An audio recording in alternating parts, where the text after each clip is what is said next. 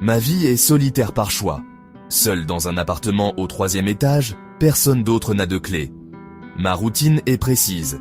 Départ pour le travail à 7h30, retour à 18h, toujours en faisant mon lit avant de partir. Le rituel est exact.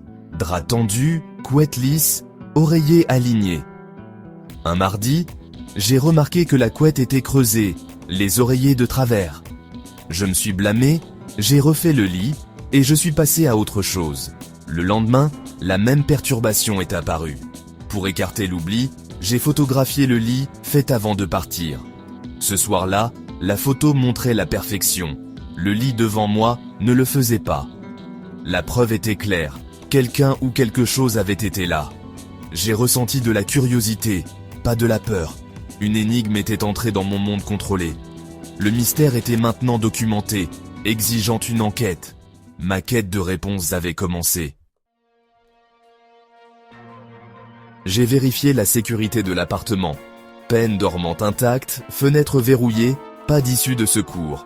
L'endroit était scellé, seule ma clé pouvait l'ouvrir. Pour attraper un intrus, j'ai saupoudré de la farine autour du lit et devant la porte. Tout mouvement laisserait une trace.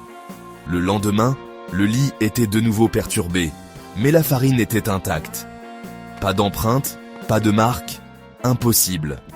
Les preuves contredisaient la logique. Le lit changeait, mais personne n'entrait. Cela se passait-il la nuit, pendant que je dormais? J'ai gardé un carnet près de mon lit, déterminé à enregistrer tout ce qui était inhabituel. L'enquête s'est approfondie. Mes notes nocturnes n'ont rien révélé, juste des craquements et des bourdonnements normaux.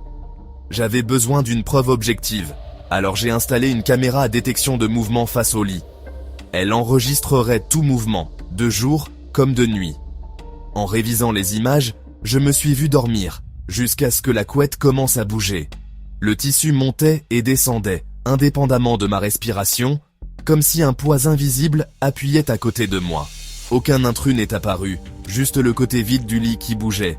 La caméra n'a pas résolu le mystère, elle l'a rendu plus étrange.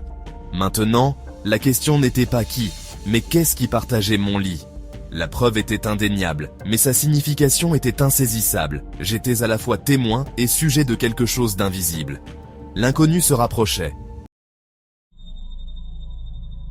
La vidéo de la caméra était troublante, mais incomplète.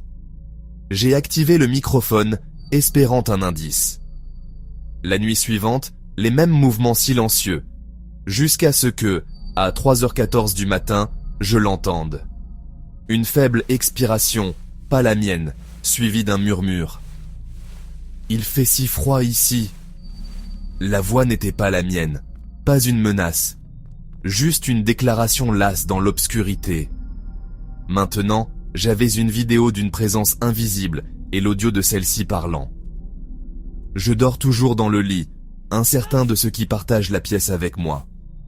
Les données sont complètes, mais la réponse reste inconnue. La question persiste, silencieuse et non résolue, chaque nuit quand les lumières s'éteignent. J'écoute et j'attends. Le mystère perdure.